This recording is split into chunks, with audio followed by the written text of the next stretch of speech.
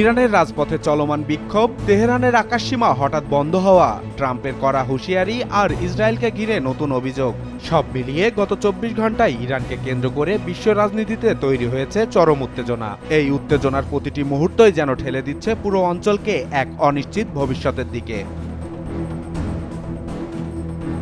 গত কয়েক সপ্তাহ ধরে ইরানে শুরু হওয়া সরকার বিরোধী বিক্ষোভ আবারও একটি আন্তর্জাতিক ইস্যুতে পরিণত হয়েছে। বিক্ষোভকারীরা আর্থিক অস্থিরতা, মানবাধিকার লঙ্ঘন ও সরকারি নীতির বিরুদ্ধে রাস্তায় নেমেছে। পরিস্থিতি ক্রমেই তীব্র হচ্ছে এবং সরকারের কঠোর দমন চলছে। আন্তর্জাতিক মানবাধিকার সংগঠনগুলো দাবি করছে এই বিক্ষোভে অনেক লোক প্রাণ হারাচ্ছে, যদিও সঠিক সংখ্যা নিশ্চিতভাবে জানা কঠিন। বৃহস্পতিবার হঠাৎ করেই ইরান প্রায় 5 ঘন্টার জন্য তার আকাশসীমা বন্ধ ঘোষণা করে।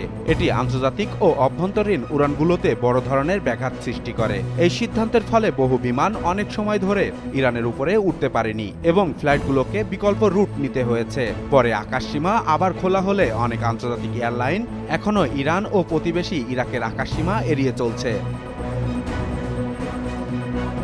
যুক্তরাষ্ট্রের প্রেসিডেন্ট ডোনাল্ড ট্রাম্প গত কয়েকদিনে ইরানের পরিস্থিতি নিয়ে বারবার মন্তব্য করেছেন। তিনি বলেছেন যে তাকে জানানো হয়েছে ইরানে বিক্ষোভকারীদের বিরুদ্ধে হত্যাকাণ্ড ও মৃত্যুদণ্ড কার্যকর করার পরিকল্পনা নেই এবং এই তথ্য তাকে আশাবাদী করেছে। তবে ট্রাম্প বলেছেন যে যুক্তরাষ্ট্র সমস্ত বিকল্প বিবেচনায় রেখেছে এবং পরিস্থিতি পর্যবেক্ষণ করছে।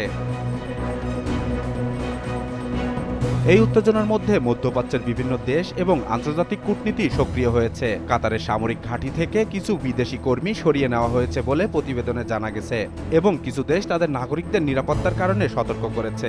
এছাড়া জাতিসংঘ নিরাপত্তা পরিষদেও ইরানের পরিস্থিতি নিয়ে আলোচনা হওয়ার পথে আছে। বর্তমানে ইরান যুক্তরাষ্ট্র উত্তেজনা একটি সংবেদনশীল সময়ের মধ্যে প্রবেশ করেছে, যেখানে অভ্যন্তরীণ বিক্ষোভ এবং আন্তর্জাতিক রাজনীতি একে অপরের সঙ্গে ছিন্ন ভিন্ন সম্পর্ক তৈরি করেছে। হঠাৎ আকাশসীমা বন্ধ হওয়ার মতো ঘটনাগুলো দেখাচ্ছে যে পরিস্থিতি আন্তর্জাতিক নিরাপত্তা ও বাণিজ্য প্রভাব ফেলতে পারে। যদিও সাময়িকভাবে উত্তেজনা কিছুটা কমেছে বলে কিছু মন্তব্য পাওয়া যাচ্ছে, কিন্তু মধ্যপ্রাচ্য এখনও এক অনিশ্চিত ভবিষ্যতের দিকে এগোচ্ছে। বাকিবিল্লাহ আকাশ, নিউজ ডেস্ক, জনবাণী।